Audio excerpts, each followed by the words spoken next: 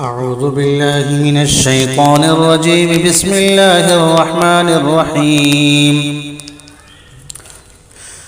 سبحان الذي أسرى بعبده ليلا من المسجد الحرام إلى المسجد الأقصى الذي باركنا حوله لنريه من آياتنا إنه هو السميع البصير.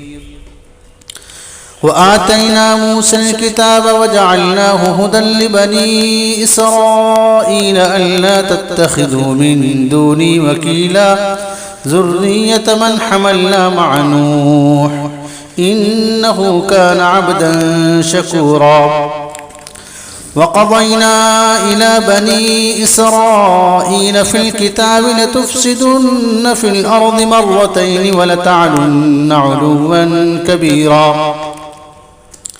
فإذا جاء وعد أولاهما بعثنا عليكم عبادا لنا أولي بأس شديد فجاسوا خلال الديار وكان وعدا مفعولا.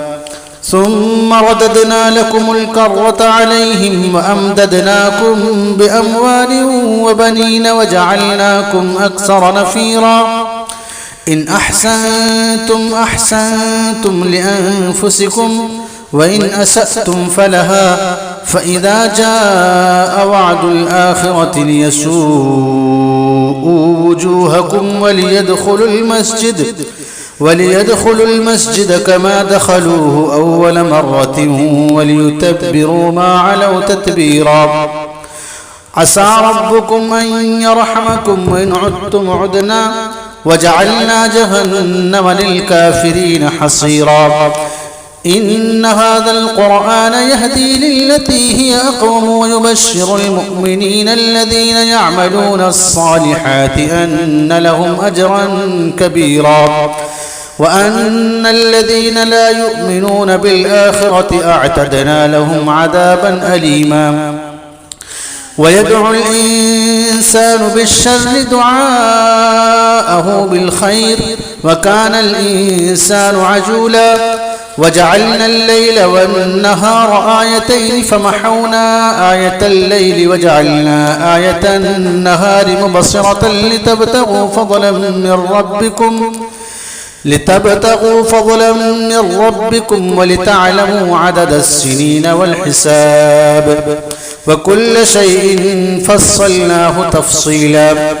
وكل إنسان ألزمناه طائره في عنقه ونخرج له يوم القيامة كتابا يلقاه منشورا. اقرأ كتابك كفى بنفسك اليوم عليك حسيبا. من اهتدى فإنما يهتدي لنفسه ومن ضل فإنما يضل عليها ولا تزر وازرة وزر أخرى وما كنا معذبين حتى نبعث رسولا. وإذا أردنا أن نهلك قرية أمرنا مترفيها ففسقوا فيها فحق عليها القول فدمرناها تدميرا.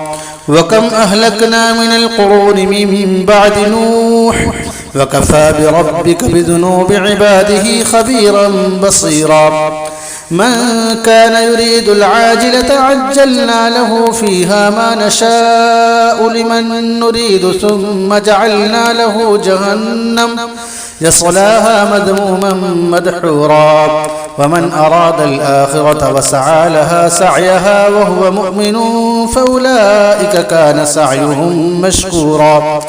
كلا نمد هؤلاء وهؤلاء من عطاء ربك وما كان عطاء ربك محظورا.